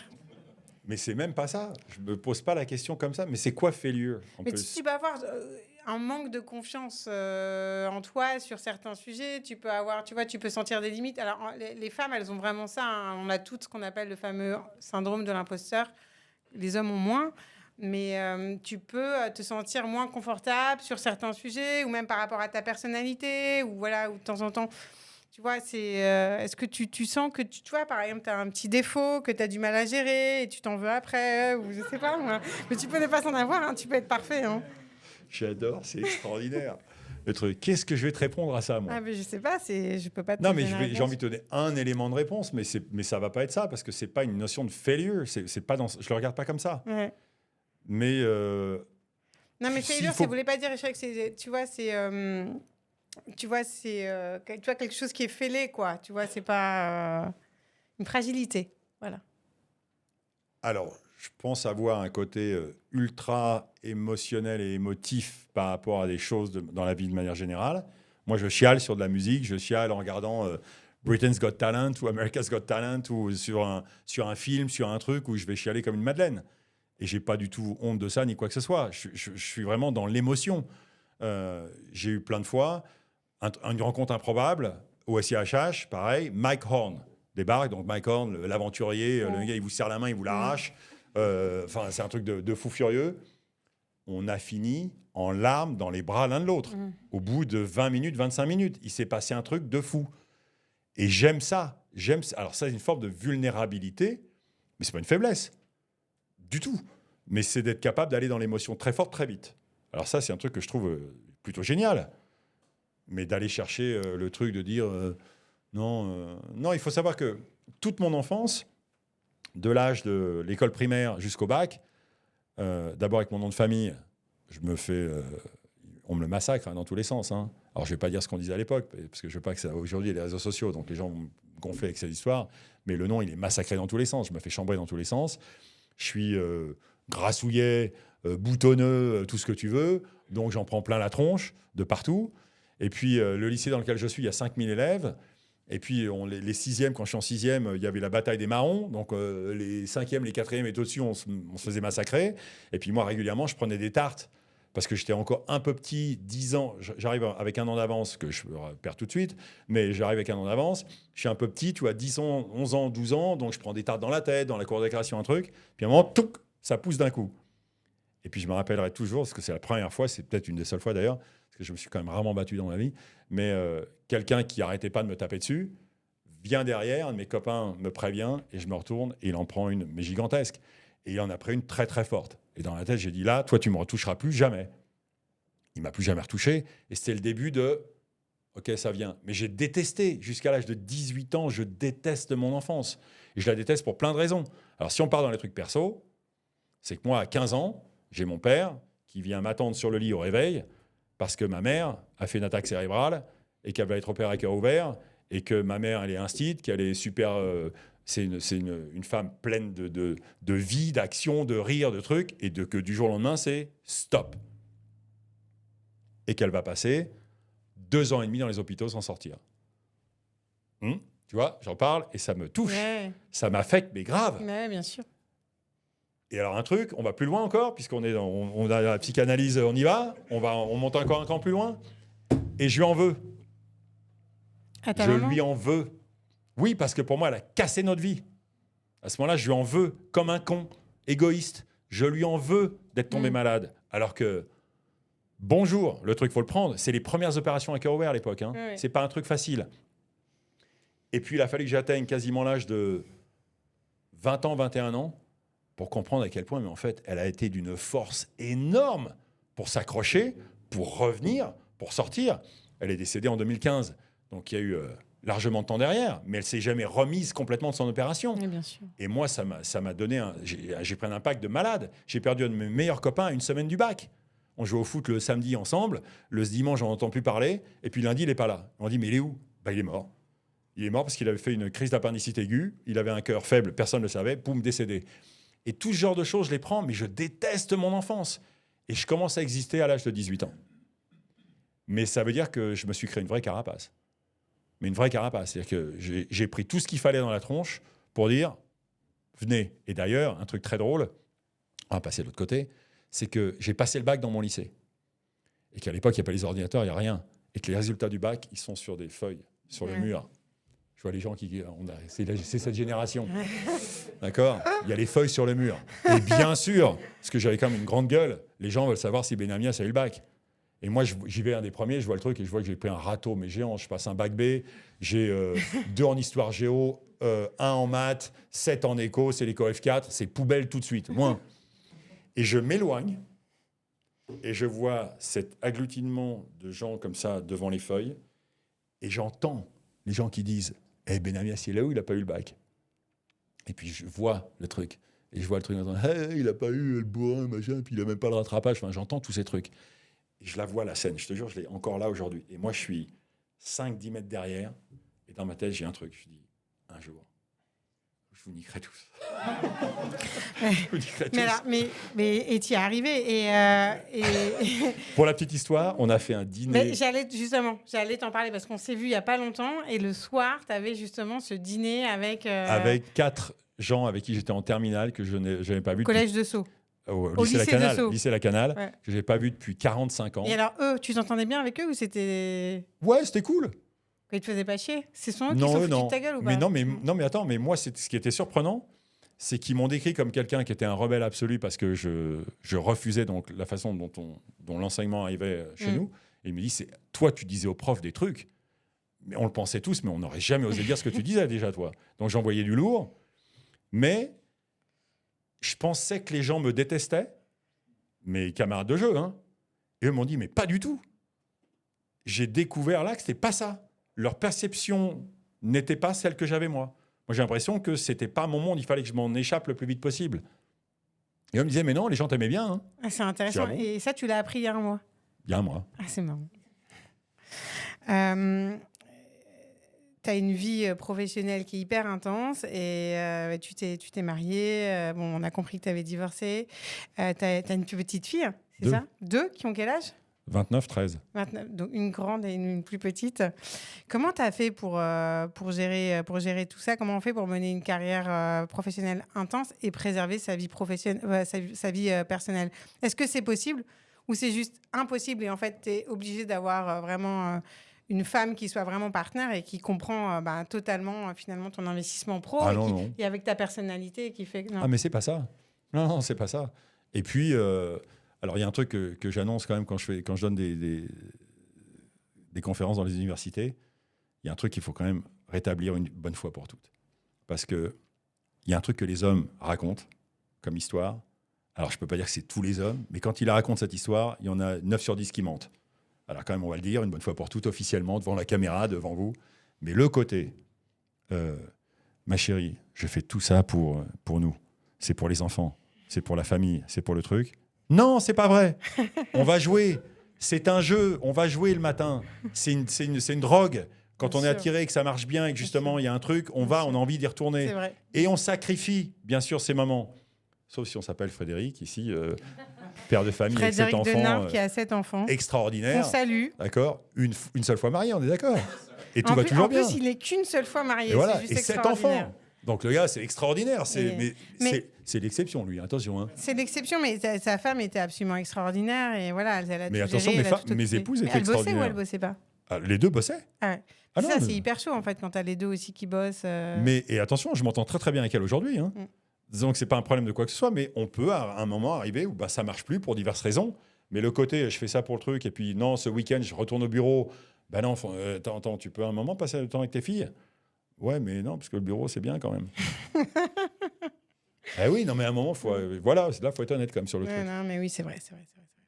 Moi aussi, même, voilà, à mon petit niveau, moi, j'adore bosser, c'est ce qui me stimule et tout. Et donc, forcément, à un moment, tu peux pas non plus être tout le temps avec tes enfants. Je pourrais pas être femme au foyer. J'admire les femmes au foyer, en fait, d'aller au parc avec leurs enfants, j'admire. Je serais incapable de faire ça, sincèrement. Et je serais une très mauvaise maman. Je suis une bien meilleure maman en travaillant, ouais, sincèrement. Autre chose que oui, tu veux on va partager avec nous? On va faire une petite rétrospective, François. Alors. Si tu pouvais aujourd'hui parler au François-Henri de 18 ans, voilà, qui 17 ans, qui n'a pas eu son bac, voilà, qui est en pleine révolte, qu'est-ce que tu lui dirais? Ne t'inquiète pas. Bonne réponse. Ne t'inquiète pas. Les choses vont se mettre en place. Il faut quand même savoir un truc. Je pense avoir vraiment été bien élevé. Dans le sens de dire, j'ai reçu l'éducation qu'il fallait pour pouvoir, quelque part, obtenir et faire ce que je fais dans la vie aujourd'hui. Je détestais l'école, j'étais un cancre, mais je savais compter très très jeune. Je savais lire très très jeune. Quand je parle de jeune, c'est jeune. 3-4 ans, je savais lire. Okay, je savais compter. Et j'ai reçu une éducation très correcte dans le sens de dire, aujourd'hui, dans des organisations, je vais prendre autant de plaisir à passer du temps avec les gens qui ont des métiers, jusque les femmes de ménage, des choses comme ça. Et je prends même quasiment plus de plaisir à passer du temps avec ce genre de personnes, toujours privilégier l'humain. Et puis le côté un peu plus ostentatoire des exécutifs, des trucs, c'est quand même un peu moins mon histoire. Et moi, j'ai une proximité humaine avec vraiment tout le monde, y compris dans des domaines que je ne maîtrise pas. Si demain, je peux aller visiter une boucherie, ok, et je vais m'attarder avec les gens qui coupent la viande tous les jours et leur poser 12 000 questions parce que ça m'éclate et ça m'intéresse de comprendre comment on fait. Et dans cette curiosité, dans cette façon d'être, je pense que c'est une des raisons aussi pour laquelle je suis où je suis aujourd'hui. Maintenant, on va parler d'aujourd'hui et du futur. Donc là, récemment, tu as rejoint le board de Moncler comme administrateur. Donc moi, j'ai 2 questions pour toi. C'est qu'est-ce qu'un bon administrateur et qu'est-ce que tu penses pouvoir apporter justement à ce board? Et que penses-tu de la loi Copé-Zimmermann et donc, pour rappel, qui... oui, c'est bien que tu nous le rappelles, là, en l'occurrence. Peut-être que des auditeurs ne le savent pas, c'est que au niveau des boards, 40% des administrateurs doivent être des femmes. Donc, c'est respecté aujourd'hui chez Moncler. Qu'est-ce que tu penses de ça? Alors, la première... Qu'est-ce qu'un bon administrateur? Je ne peux pas encore te répondre. Mais selon toi? Non, mais je vais te dire pourquoi. Parce que j'ai rejoint 2 boards avant celui de Moncler et je les ai quittés. Et je me dis... Des gros boards ou pas? Parce que tu es dans des startups, Non, un petit et puis un assez gros. D'accord. Mais j'ai quitté. Et j'ai dit, je ne peux pas apporter ma pierre à l'édifice. Okay. Ce n'est pas mon truc. Puis j'ai besoin de me retrouver quelque part en classe. Parce qu'il faut savoir qu'aujourd'hui, les boards, surtout sur les grosses organisations, c'est beaucoup autour du légal, de la compliance. Ce n'est pas trop la stratégie. Et moi, c'est ça qui m'intéresse. Si on me fait rejoindre une organisation, c'est pour aider à développer l'organisation. Ce n'est pas aider à mettre des lois ou des règles supplémentaires pour coincer l'organisation, du tout. Et donc, j'ai vu que je ne pouvais pas apporter ma pierre à l'édifice, j'ai quitté ces organisations. Moncler, c'est différent. Je connais Raymond Ruffini depuis 35 ans. Parce qu'on avait une de ces marques de vêtements en distribution pour le marché italien. Ça s'appelait New England. Ils vendaient des chemises. Et donc, je connais Raymond depuis perpète. Et donc, ça fait longtemps comme ça et puis, on est resté en contact. Et puis, donc, quand il m'a demandé de rejoindre le board, je lui ai dit « OK, mais attention, je te préviens, fais gaffe à la raison pour laquelle tu me prends. Parce que si c'est pour m'asseoir avec 15... On est 15 au board en plus. Il y a un peu de monde. Si c'est pour m'asseoir et d'écouter des gens me parler de finances et de choses comme ça, ça ne va pas m'intéresser longtemps. » Non, la raison pour laquelle il m'a fait rentrer, c'est le fait de dire « J'ai besoin de parler de stratégie et de commerce. » Je dis « OK, donc, OK, on va s'amuser. » À la deuxième chose, la notion des quotas. Quelle qu'elle soit, que tu dises « Je veux 40% de femmes, je veux ensuite qu'il y ait de la diversité, il me faut des blacks, il me faut pour moi, c'est une bourde, mais monumentale. » Et pourquoi? Mais parce qu'il faut toujours récompenser le talent. Et le talent, on ne peut pas le genrer, on ne peut pas le colorer. Et qu'à un moment ou à un autre, il faut qu'on accepte que dans certaines organisations, est-ce qu'on peut faire l'effort de, bien sûr, Mais à la seconde, tu commences à être obligé d'aller sur un territoire, potentiellement, tu vas peut-être mettre l'organisation à défaut, dans un sens comme dans l'autre. Donc, je ne suis pas en train de dire il ne faut pas respecter les quotas, je suis contre la notion de quota. Alors, pour le coup, là, j'ai un petit désaccord avec toi parce que je pense que, hélas, dans certaines situations, on est obligé de mettre des quotas, notamment au niveau des boards. C'est vrai qu'il y a cette grosse influence de culture patriarcale qui a fait que les boards étaient composés exclusivement que d'hommes. Et c'est aussi parce qu'il y a beaucoup d'hommes qui ont fait l'ENA, qui ont fait les écoles d'ingénieurs et aujourd'hui, des diplômés d'ingénieurs représentent uniquement 30% des femmes. Donc, en fait, c'est un peu un cercle vicieux. Et pour pouvoir faire bouger les choses, parce qu'il y a quand même ce côté quand même très copinage. Et d'ailleurs, tu l'as expliqué, voilà, c'est ton copain. Alors, bien sûr, tu es extrêmement talentueux qui t'a proposé de rejoindre le board, mais ça se passe quand même souvent comme ça. C'est-à-dire qu'on demande à son réseau proche de venir rejoindre le board et finalement, ça permet pas aux femmes de pouvoir accéder alors même qu'elles sont hyper compétentes. Donc, je trouve qu'à un moment, on est obligé de mettre en place des quotas. Et ensuite, je pense que c'est dangereux. Et c'est pour ça que la question, c'était de se dire, mais pourquoi est-ce que c'est 40% et pas 20%, 10%, 50%, 5%?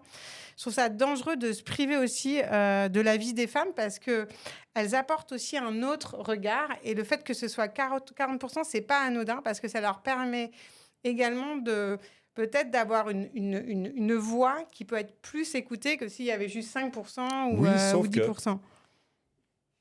Ma petite Camille que j'aime. Vas-y. Je vais te répondre, je vais aller contre ce que tu dis pour une simple et bonne raison. La notion au niveau d'une équipe dirigeante de dire je dois respecter des quotas ou non, j'ai besoin, c'est pas je dois, j'ai besoin de faire entrer des femmes. Et si on prend Moncler, et je ne vais pas aller trop loin parce que, mine de rien, c'est une boîte publique, il faut que je fasse attention. Sinon, ils vont me tirer une balle à distance. Mais aujourd'hui, Moncler, c'est une marque qui a un travail énorme à faire sur le côté femme. Énorme. D'accord ? Ça se vend bien sûr déjà aux femmes, mais ça pourrait faire beaucoup mieux que ça. Donc il y a un vrai intérêt à aller écouter, comprendre et s'approprier cette culture. Et pour ça, il n'y a aucun problème. Donc j'ai envie de dire, si j'étais déjà moi à la tête de cette boîte, je ne me poserais pas la question du quota. Je les ferais rentrer. Je suis convaincu aujourd'hui, on ne peut plus. C'est impossible. En fait, si je rentre dans une salle dans laquelle il n'y a que des hommes autour d'une table, je suis malheureux. Je ne veux pas qu'on travaille comme ça. Mais ça, c'est moi qui pense. Mais ce n'est pas un quota qui va me faire prendre la décision. C'est la façon dont je suis construit. Chaque année, au moment de la journée de la femme, on me demande de dire quelque chose. Et la phrase, de toute façon, je dis chaque année la même. Et je peux la confirmer parce que je l'ai dit plusieurs fois. C'est « You want a better world? Let women run it ». Je vous une admiration et un respect absolu. Et donc, dans mon organisation du futur, va y en avoir beaucoup. Parce que je sais à quel point c'est primordial. Et j'en souffre, mais on ne peut pas... Si on me disait, tu dois absolument avoir 40%, eh ben, il y a des domaines sur lesquels ça ne marchera pas, et ça ne marcherait pas. Il faut accepter. Moi, je pense que de temps en temps, il faut donner un gros coup de pied dans la fourmilière. Tu vois, je vais juste... Et après, on va parler de ton... Mais tu vois, si tu regardes, par exemple, la loi Copé-Zimmermann, donc en France, c'est carrément respecté, puisqu'aujourd'hui, les femmes représentent à peu près 45% des membres des boards. Mais si tu regardes les présidents des conseils d'administration... 3%. Voilà. Donc, ça montre qu'il y a quand même un sujet, quoi. Il y a quand même un sujet.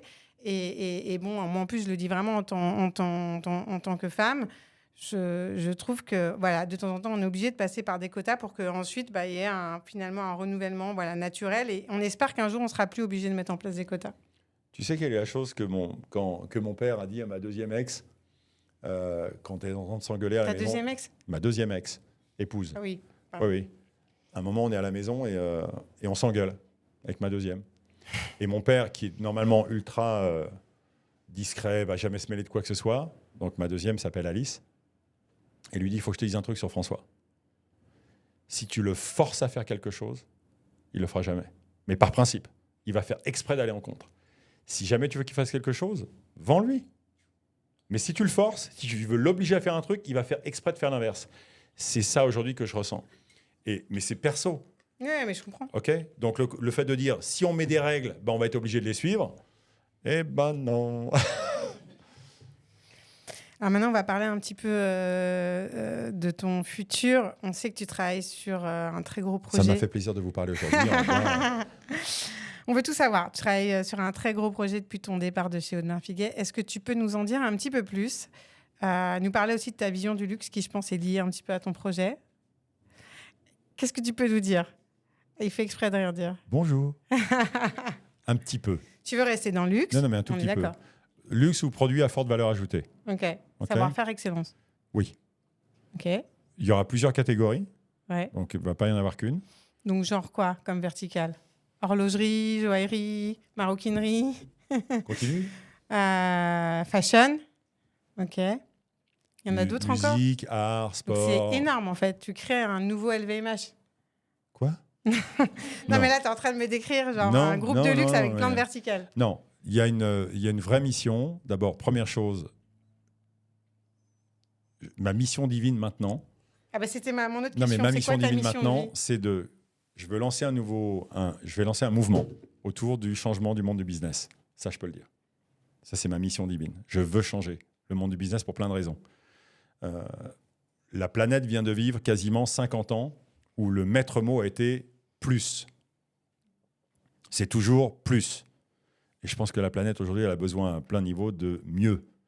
Et mieux n'est pas l'ennemi, ni de chiffre d'affaires, ni de profitabilité. Il faut bien le comprendre.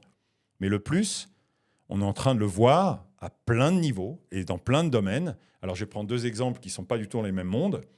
Mais si je prends aujourd'hui des grandes marques de luxe sur cette planète, eh ben moi, je voudrais savoir comment elles vont continuer à croître et à montrer, pour toutes ces boîtes qui sont publiques en plus, des croissances tous les trimestres. Donc, la notion, en plus d'être une boîte publique, tu dois générer de la croissance. C'est obligatoire. Sinon, on va te dézinguer ton titre. Mais la croissance, c'est pas on claque des doigts et on la provoque et ça marche. C'est pas instantané. Et puis des fois, c'est bien de ne pas avoir de croissance pendant 3, 6 mois, 1 an, 2 ans avant de repartir. C'est aussi comme ça que ça se passe. Mais la croissance éternelle et poussée, elle n'existe pas. Et Mère Nature nous le montre tous les jours. Donc, ça, c'est la première chose. Et dans le monde du luxe, on le voit. Et si je dis qu'aujourd'hui, prenez les grandes marques, sans citer de nom, leur croissance ne passera pas par rajouter 100 points de vente dans le monde. Parce qu'ils sont déjà ultra présents partout.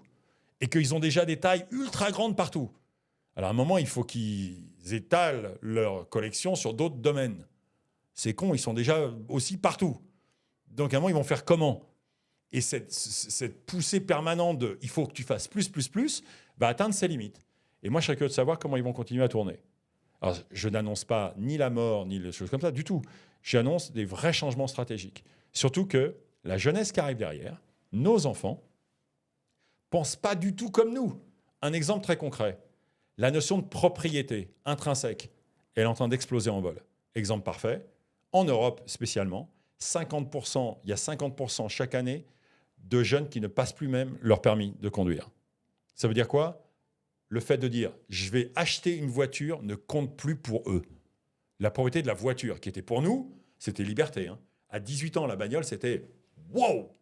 On va aller, voyez. Sauf que la notion de voyage, je pars des Hauts-de-Seine pour aller à Paris, c'était notre liberté. Eux, c'est je suis à Paris et je vais en Thaïlande. Parce que là, par contre, le fait de dire on va aller passer du temps avec des expériences, des choses un peu uniques, là, ils veulent bien mettre des ronds. Mais le côté, et puis c'est la première génération, je ne parle pas de l'élite, je parle de la masse. C'est la première génération qui est en théorie plus pauvre que la génération précédente. Ils ne peuvent même pas accéder à s'acheter un appart, un machin, un truc. Donc, qu'est-ce qu'ils font? Ils partagent aussi les colocs. Il n'y avait pas les colocs comme ça donc, à notre époque sur le truc. Donc, cette notion de propriété, elle est en train d'exploser en vol. Le langage n'est pas le même.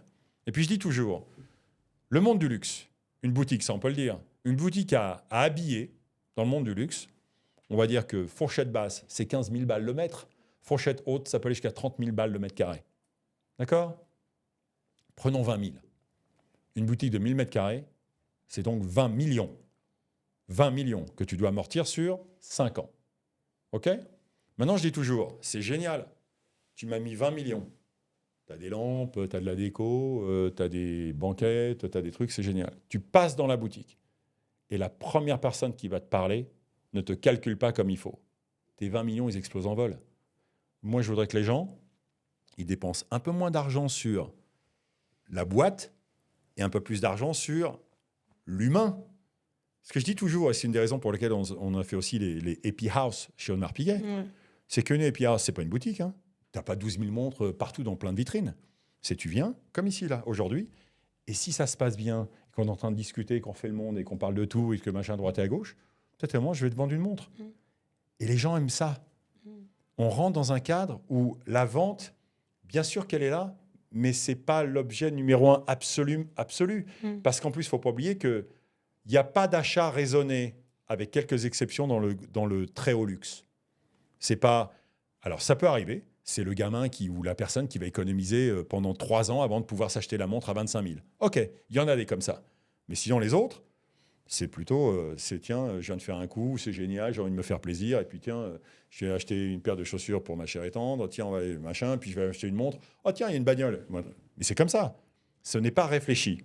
Donc, si ce n'est pas réfléchi, ce que tu dois entretenir avec la personne, c'est la connexion. Le lien. La connexion, elle n'a rien à voir avec la déco. C'est pas la déco qui compte, c'est ça. Et ça peut arriver dans la rue, sur un troquet où tu vas manger un sandwich à 20 balles ou à 10 balles, on s'en fout. Et là, je pense qu'on arrive à un stade où on est allé trop loin. Le plus, là, il faut qu'il s'arrête. Ça devient du grand n'importe quoi. Donc toi, tu vas proposer quoi? Tu vas proposer des produits d'exception, beaucoup d'expérience, expérientielle. Ah oui. Et quoi d'autre? Et en termes de business model d'entreprise aussi, tu vois, en termes de... Tu vois, notamment en partage de création de valeur, parce que tout à l'heure, tu disais que ce qui t'intéressait, c'est chez l'homme, quoi, c'est l'humain, c'est son âme, que ce soit la femme de ménage ou le plus grand CEO, tu fais pas de différence dans ton prochain groupe. C'est un groupe. Comment ça va se passer, justement? Est-ce que les personnes pourront participer, justement, quelque part, bénéficieront de la création de valeur de l'entreprise ou pas? Tout le monde. Je vais citer, c'est une histoire assez extraordinaire. C'est John Kennedy qui visitait Cap Canaveral pour le lancement d'Apollo 8 ou Apollo 9. Il faudrait que je vérifie sur Internet une fois pour toutes si c'est 8 ou 9. Et puis il se balade dans les couloirs de la NASA, donc avec son entourage. Puis à un moment, il voit un black avec un balai. Donc il s'arrête. Puis il se présente. Bonjour, président. Il dit, vous appelez comment? Le gars, il répond. Puis le président demande à cette personne, il dit, vous faites quoi, vous, ici? Et le gars dit, cette fameuse quote, j'envoie un mec sur la Lune. Et dans un écosystème... de la femme de ménage jusqu'à l'exécutif, tout le monde a son rôle. Mais tout le monde a son rôle. Et ce que je regrette le plus dans les organisations, c'est qu'on met toujours l'accent sur là-haut et pas assez sur ce qui se passe là. Et dans mon monde de demain à moi, tout le monde aura accès à la création de valeur. Et alors, parce que là, à la participation sur la création de valeur. Parce que là, j'imagine que tu as une non-compete, c'est pour ça que tu ne peux pas trop nous parler. Comment tu dis? Une clause de non-concurrence, voilà. Et donc, quand est-ce que tu pourras nous annoncer, parce que tout le monde attend, en fait. 17 septembre. 17 septembre. C'est comme la sortie d'un film. OK. Le 17 septembre. 17 septembre, Crissier, donc c'est à côté de Lausanne, au Millennium. On fera un best-of Les Voix de l'Audace le 17 septembre, on lance tout. Je pense que ça fera un peu de bruit. Ah, ça, génial. je peux le dire. On a hâte. Donc, c'est quoi ta mission de vie? Maintenant, ouais. C'est de mettre dans ces organisations un paquet de jeunes. Parce qu'ils m'éclatent. C'est quoi, tous. jeune? Non, parce que non, mais tout est relatif. Tu vois ce que je veux dire? On va s'arrêter à jeune. non, parce qu'on peut être vieux à 30 ans et jeune à 50 ou à 60. Mais genre, toi, tu es hyper jeune dans ta tête. Oui. Hein? Mais je veux un esprit... Jeune d'esprit. Oui, jeune d'esprit. Et ma mission maintenant, c'est de coacher tous ces gens-là. Donc, je ne dirigerai aucune des sociétés que je vais lancer. Aucune. Je veux mettre des gens en place, réseau, coacher. En fait, non, moi, mon mission, c'est de coacher. Ouais, okay. De coacher ces gens-là. Mais je veux créer un mouvement. Et j'ai même dit à ma chère et tendre et à mes 2 filles, je leur ai dit, si je claque demain d'une crise cardiaque, vous portez le drapeau. Et ma chère et tendre, qui est vraiment en place, c'est approprié ça. Et elle m'a promis, elle me dit, je te jure, si jamais il y a un truc qui se passe, on emmènera le truc jusqu'au bout. Super. Donc, voilà Donc une vraie mission de vie. Ah oui. Ouais. Alors, on va terminer cet échange par un petit dictionnaire de l'audace, François-Henri. Si tu devais me donner ta définition de l'audace en une phrase, qu'est-ce que ce serait? En une phrase? Oui. C'est pas un dictionnaire d'abord. Un dictionnaire, c'est que des mots. Là, tu me donnes une phrase, tu me dis la définition de l'audace. Je sais même pas. C'est dur. Attends. Parce que j'ai un chemin, mais c'est pas elle me plaît pas la phrase encore. Ma définition de l'audace. T'occupe pas des autres. Si l'audace était une montre. C'est bidon, ça. Mais non, c'est pas bidon. Les gens adorent. C'est passionnant, cette question. Alors, vas-y, dis-moi si c'est bidon, c'est quoi? C'est une montre Swatch? Alors, si l'audace était une montre, bah non, alors on Voilà. va deux de mes passions quand même. Je te mets une Swatch, Voilà. parce qu'à l'époque, il faut y aller Vous quand avez même, raison. sur le Voilà. truc. Et puis, je te mets la Royal Oak. Voilà. Puisque quand elle sort, c'est audacieux, parce qu'à l'époque, les Exactement. montres qui se vendent, elles ne sont pas en acier, elles ne sont pas sur bracelet, elles sont sur cuir, elles sont en or. Donc, oui. Si l'audace était une musique. Elles sont dures, mes questions. Non, attends, parce que j'aime beaucoup ça. Si l'audace était une musique. Hein.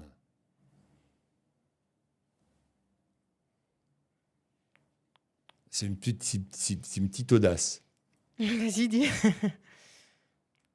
C'est Gigi et Alicia Keys, Empire State of Mind, qui reprennent une version de New York, qui est donc un des grands classiques Sublime, de la musique, et qui s'approprient le truc et se le refont de manière contemporaine au goût du jour. C'est un peu ça l'audace dans la musique. Parce qu'il faut y aller quand même pour aller choper des standards comme ça et se les réapproprier et les faire. J'ai assisté à la naissance de cette chanson d'ailleurs, en studio. Hein. Génial. Extraordinaire. Ouais. J'étais là. J'ai entendu les premiers beats, les premières musiques, les premiers sons sur le Dingue. truc. Voilà. Et si l'audace était une personne ou un entrepreneur, et pourquoi pas invité ici, donc pas quelqu'un de décédé, ce serait qui? Qui symbolise l'audace? Ouais. Il y en a plein. Bon, t'en as pas un comme ça, là, qui te vient ou une? Non, mais à ce moment-là, je vais utiliser quelqu'un de mort parce que Mais je peux pas l'inviter, alors. Ben, tu l'auras Mais pas. moi, de je toute voulais façon. utiliser ton réseau, en fait. Non, tu l'auras pas. Non. Mais pour moi, vraiment, à ce niveau-là, et je dois, et vraiment, j'ai pas passé beaucoup de temps avec lui, mais le temps que j'ai passé avec lui est extraordinaire, c'est Mohamed Ali. Ouais. Ah oui, vraiment. Là, on parle quand même, faut y aller. À l'époque, tout ce qui s'est passé, petite histoire comme ça pour la route, parce que ça, c'est quand même extraordinaire. Donc, ça y est, je sais que je vais accéder à Mohamed Ali pour la première fois de ma vie. Et je rencontre son épouse dans un hôtel à Los Angeles. Elle me dit, tu peux monter, il t'attend là-haut dans la chambre. Et moi, je me dis, c'est forcément suite présidentielle, il y a 17 gardes du corps, enfin un truc de malade. Et puis, c'est pas l'étage des suites présidentielles. Puis j'arrive, je tape à la porte. Ça attend. Je retape. Et c'est lui qui ouvre. C'est une junior suite. OK. Il est là tout seul. Et personne d'autre. Et puis, il est en train de lire le Coran. Et puis, il me dit, viens t'asseoir à côté de moi, sur le lit. Et moi, je me retrouve assis à côté de lui. Je dis, et dans ma tête, je suis là. Je suis avec moi, personne ne va jamais croire. Et il lit le Coran. Et puis, il me fait son interprétation de ce qu'il est en train de lire. Et puis, c'est quelqu'un qui adorait faire des tours de magie. Mais des trucs un peu à la con, tu vois. Il te mettait un 6e doigt. Regarde, il y a un foulard, un machin sur un truc. Mais là, où il m'a fait un truc, mais de malade. Donc, dans la Junior Suite, si on regarde cette pièce, c'est comme si, là, l'ouverture, c'est un couloir, mais c'est plus étroit encore. Parce que s'il met les deux mains sur le mur comme ça, il tient. D'accord ? Et puis, il est habillé t-shirt noir, pantalon noir, chaussettes noires. Il n'a pas ses chaussures. Et il me dit, je vais te montrer un truc. Puis il m'a fait 2-3 conneries avec ses tours de magie. Puis je dis, ouais, ok, ouais, d'accord, ça va, c'est sympa. Et puis là, il part dans le couloir comme ça. Donc moi, je suis assis sur le lit et c'est à peu près la distance. Et quand il arrive là, au moment de l'encadrement, il met les deux mains sur le mur. Non, pardon. Il lève son pantalon pour montrer ses chaussettes. Il coince un peu le pantalon sur le truc. Il met les deux mains sur le mur comme ça. Il lève un pied du sol. Je dis, ouais, t'es gentil, toi. Et l'autre pied s'est décollé. Et je te jure que tu peux y aller pour te tenir en tension et pour décoller les deux pieds. Je sais pas comment tu fais encore aujourd'hui. Hein. D'accord ? Les deux pieds étaient levés du sol. Je le jure. Ok, j'ai vu le truc, je fais, mais c'est quoi ce truc ? Improbable. Il revient, il me fait, alors ? Machin sur le truc. Et tout d'un coup, parce qu'on avait passé 45 minutes ensemble, je devais le voir 10 minutes. Hein, et donc, ça tape à la porte. Et c'est sa femme qui vient, qui nous engueule tous les deux comme du poisson pourri, parce qu'il y avait la presse qui l'attendait en bas. Moi, je devais passer que 10 minutes. Et je vois Mohamed Ali, la légende, qui baisse les yeux comme un gamin, qui fait « Sorry, I'm coming ». Voilà, ça c'est pour la petite histoire. Génial, merci. Ça sera le mot de la fin. Écoute, un grand merci François. Franchement, c'était top. Merci. J'ai adoré cet échange. Il reste combien de temps? Il nous reste quasiment rien parce que tu dois partir. Non mais c'est bon, on peut. C'est bon. T'inquiète pas. Alors, qui veut poser la première question? Mais on a besoin encore de micro. François-Henri. Oui. Là. On a encore oui, besoin parce de ça que comme ça, les personnes peuvent écouter. Ah d'accord. Voilà, on ouvre le bal des questions. Voilà. Effectivement, c'était très intéressant. Merci beaucoup pour ce témoignage. On a entendu beaucoup de succès, assez impressionnant, forcément. Mais est-ce qu'il y a un échec notoire qui vous a marqué? Est-ce que vous pouvez nous en parler un petit peu plus? Alors, c'est pas un échec, mais c'est une situation ultra désagréable, parce que c'est une forme d'échec. Mais c'est pas un échec qui punit. C'est pas un échec qui impacte l'organisation. C'est pas un échec qui pénalise par rapport au chiffre d'affaires ou un truc comme ça, du tout. 2022. Ah oui, t'en as parlé. C'est les 50 ans de la Royal Oak. C'est pas l'année de tous les dangers, c'est l'année de tous les succès. On passe les 2 milliards, donc chiffre d'affaires top, check. Profitabilité extraordinaire, check. Valeur perçue de la marque, triple check. Demande de partout. Là, je suis le meilleur ami de toute la planète. Tous les gens veulent accéder aux montres, machin, donc ça peut vite monter à la tête. Et il faut savoir que, comme il y a eu le Covid, on n'a pas pu engager des gens pendant toute cette période Covid et qu'après, il a fallu qu'on fasse rentrer un paquet de monde parce qu'on avait ouvert des happy house, parce qu'on avait ouvert d'autres boutiques à droite et à gauche. Et donc, on a fait rentrer quasiment, entre fin de Covid et 2022, on fait rentrer quasiment 1000 personnes. Et donc, onboarder 1000 personnes dans une organisation, c'est un truc infernal quand on est quasiment que 1005 ou 1007. Donc, c'est colossal. Et puis, ces gens-là viennent de tous les horizons et puis pour plein de postes. Et on arrive sur cette fin d'année. Je sais qu'on a tous les succès qui sont là. Et c'est la période la plus triste de ma vie. Parce que j'ai vu des mauvaises choses arriver. J'ai vu des gens qui s'appropriaient le succès et le soleil de la marque sans y avoir participé. Des gens qui débarquent, qui vont bosser dans des maisons de luxe à droite et à gauche, qui rentrent et qui se comportent de manière prétentieuse, arrogante, qui gèrent mal les gens qui sont là, eux, depuis 5, 10, 15, 20, 25 ans, qui les traitent pas de la bonne façon. Et j'ai vu cette espèce de shift s'opérer et ça me rendait fou parce que le moi normal voulait les dézinguer fort. Je raconte aussi un truc sur ma crise des 60 ans, mais fort. Et je ne pouvais pas. Parce qu'à l'arrivée, la perception qu'il y avait, c'était que tout marchait fantastiquement bien. Mais j'ai vu à quel point ça allait poser des problèmes. Et y compris au niveau exécutif. Et j'ai dit, c'est pas possible. On n'a pas fait tout ça pour que ça puisse s'abîmer en 2 secondes. Parce que là, je savais qu'on allait potentiellement s'abîmer. Et je n'avais plus la possibilité d'être aussi virulent et fort de par la taille de la société. Donc, j'étais triste. Et c'est marrant, je vous invite à aller regarder cette vidéo d'André Agassi, qui dure 3 minutes sur YouTube, où la première fois qu'il devient numéro 1 mondial, en fait, il est ultra malheureux. Il le décrit, il dit je suis numéro 1 mondial, mais je n'ai pas été numéro 1 mondial pour moi. J'étais numéro 1 mondial pour mes coachs, pour mes fans, pour la famille, et il est super malheureux. Et il est tellement malheureux que, sans le dire, mais il dit à travers les lignes que ça aurait pu aller très, très loin dans le côté mal, si vous voyez ce que je veux dire. Et puis, il descend à la 400e place mondiale. Puis un matin, il se lève et il dit, bon, je fais quoi? Parce que c'est où j'y retourne ou j'arrête. Mais ça ne sert à rien où je suis aujourd'hui. Il dit, je vais y retourner. Et je me fous de savoir si je serai premier, 35e, 27e, 54e. J'en ai rien à foutre. Je repars, mais à ma façon. Il redevient numéro 1 mondial. Et là, mais quand il redevient numéro 1 mondial, il redevient numéro 1 mondial dans sa façon à lui d'apprécier le truc. Et un jour, je pense que j'écrirai un bouquin, il y aura un chapitre, enfin, je ne l'écrirai pas moi, mais je me ferai aider, mais il y aura un bouquin, et il y aura un chapitre sur le dark side of success, le côté très obscur du succès. Et succès n'est pas forcément synonyme de bonheur. Et typiquement, l'année 2022, l'extérieur, regardez ça en disant, c'est exceptionnel, tout est juste.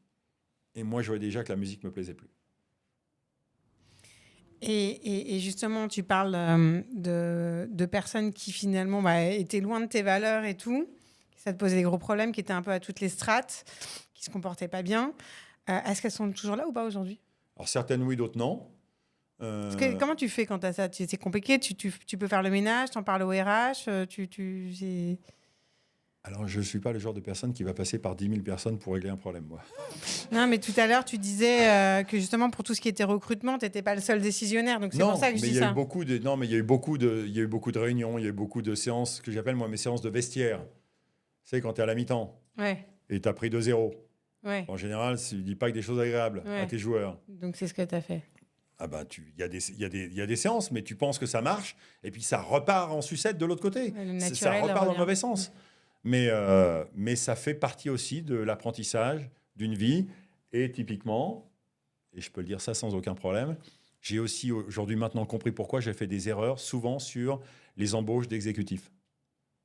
Alors là, c'est un vrai pavé dans la mare. C'est que quand des personnes ont réussi à monter dans des organisations importantes, que ce soit les grands groupes de luxe, les Procter & Gamble de cette planète, tout ce genre d'environnement, quand les gens ont réussi à grandir, c'est que ce sont des animaux politiques extraordinaires. Extraordinaires. Ils sont souvent bien meilleurs en politique que dans les talents pour lesquels ils ont été engagés. Et que moi, je n'ai pas vu ça. Et je ne vois pas ça. Je ne vois pas ça pour une seule raison. C'est que je vais voir ce que la personne me raconte et je vais partir du principe que je dois lui faire confiance. Donc, on peut m'embrouiller un peu sur ce Mais plan. toi, tu te challenges. Oui, mais je me suis fait attraper. Et aujourd'hui, tu penses que tu te ferais plus attraper? En tout cas, tu serais... Aujourd'hui? Ouais. Ah non, parce que j'ai 2 recettes miracles là pour éviter ça. C'est quoi tes aujourd'hui. recettes? Ah, ça, je ne les donne pas. Et pourquoi? Parce que les exécutifs qui viendront en face de moi ne sauront pas. Ah Je ne oui. veux pas leur donner les trucs. Mais aujourd'hui, je sais comment faire. Ah oui, clairement. On Et m'attrapera tu plus là-dessus. as trouvé la réponse toi-même ou tu t'es fait aider, quelqu'un t'a aidé? Ah non, là, vraiment, j'ai trouvé la réponse moi-même, complètement par hasard. Ok. Pareil, un peu comme l'histoire de Monsieur Decaux, tu vois, qui me donne cette phrase et tout d'un coup, et je m'approprie le truc là. Un déclic. Pareil, compris. Ok. Autre Super. chose? Non, une Est-ce question. Est-ce qu'il y a une autre question? Oui. Ouais. Juste savoir pourquoi vous êtes parti de chez Audemars Piguet. C'est simple, parce que ma vie dans le monde du business n'est pas finie et que ce que je veux créer maintenant, il fallait que je quitte. Et puis j'avais fait le tour. 29 ans. 29 ans de maison, c'est bien quand même.